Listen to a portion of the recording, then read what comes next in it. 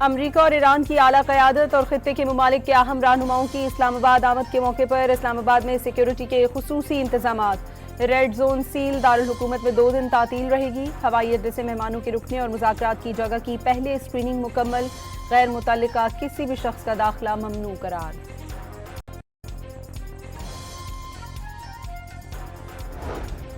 دھمکیوں، بد اعتمادی اور لبنان پر اسرائیلی حملوں کے دوران امریکہ اور ایران کے درمیان مستقل جنگ بندی کے لیے مذاکرات کل اسلام آباد میں ہوں گے۔ ایران کا امریکہ پر 10 نکاتی تجاویز ماننے کے بعد خلاف ورزی کا الزام۔ آبنہ ہرمز بند کر دی، ٹرمپ کی معاہدہ پر پھر بڑے حملے کی دھمکی۔ ایران کے اطراف عسکری طاقت برقرار رکھنے کا اعلان۔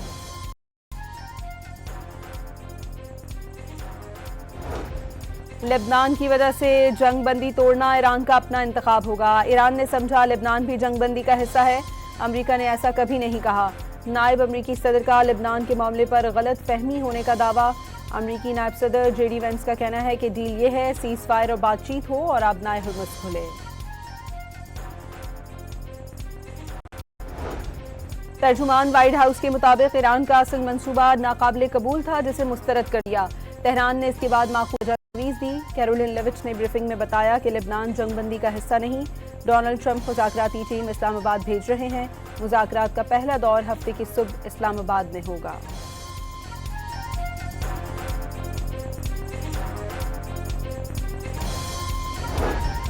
جنگ بندی کے بعد ایران کی لاوان آئل ریفائنری پر حملہ۔ دشمن نے سرکاری آئل ریفائنری کو نشانہ بنایا۔ ایرانی صدر کی آئل ریفائنری پر حملے کی شدید مذمت۔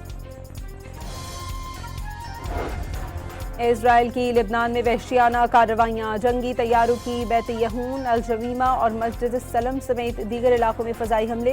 شہادتوں کی تعداد 256 ہو گئی، 1165 زخمی۔ اسرائیل کے سفاکانہ حملوں کے جواب میں حزب اللہ کی مزاحمتی کارروائیاں۔ شمالی اسرائیل پر راکٹ داغ دیے، سرحدی علاقوں میں سائرن بج گئے۔ اسحاق ڈار کا سعودی وزیر خارجہ شہزادہ فیصل بن فرحان سے ٹیلی فونک رابطہ۔ لبنان میں جنگ بندی کی خلاف ورزی پر تشویش کا اظہار۔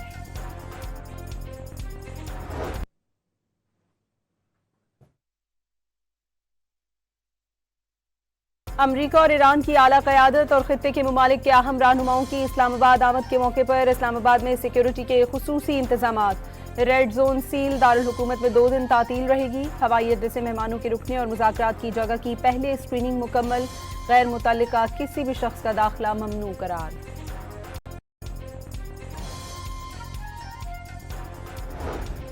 دھمکیوں، بد اعتمادی اور لبنان پر اسرائیلی حملوں کے دوران امریکہ اور ایران کے درمیان مستقل جنگ بندی کے لیے مذاکرات کل اسلام آباد میں ہوں گے۔ ایران کا امریکہ پر 10 نکاتی تجاویز ماننے کے بعد خلاف ورزی کا الزام۔ آبنہ ہرمز بند کر دی، ٹرمپ کی معاہدہ پر پھر بڑے حملے کی دھمکی۔ ایران کے اطراف عسکری طاقت برقرار رکھنے کا اعلان۔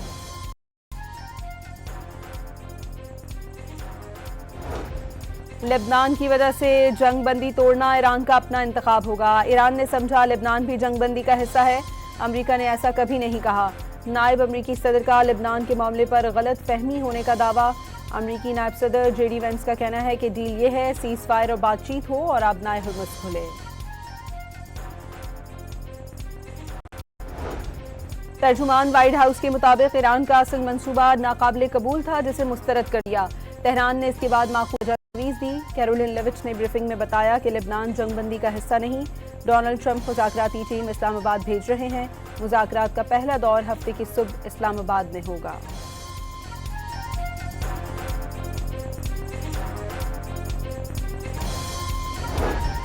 جنگ بندی کے بعد ایران کی لاوان آئل ریفائنری پر حملہ۔ دشمن نے سرکاری آئل ریفائنری کو نشانہ بنایا۔ ایرانی صدر کی آئل ریفائنری پر حملے کی شدید مذمت۔ اسرائیل کی لبنان میں وحشیانہ کارروائیاں، جنگی طیاروں کی بیت یہون، الجویمہ اور مسجد السلم سمیت دیگر علاقوں میں فضائی حملے۔ شہادتوں کی تعداد 256 ہو گئی، 1165 زخمی۔ اسرائیل کے سفاکانہ حملوں کے جواب میں حزب اللہ کی مزاحمتی کارروائیاں۔ شمالی اسرائیل پر راکٹ داغ دیے، سرحدی علاقوں میں سائرن بج گئے۔ اسحاق ڈار کا سعودی وزیر خارجہ شہزادہ فیصل بن فرحان سے ٹیلی فونک رابطہ۔ لبنان میں جنگ بندی کی خلاف ورزی پر تشویش کا اظہار۔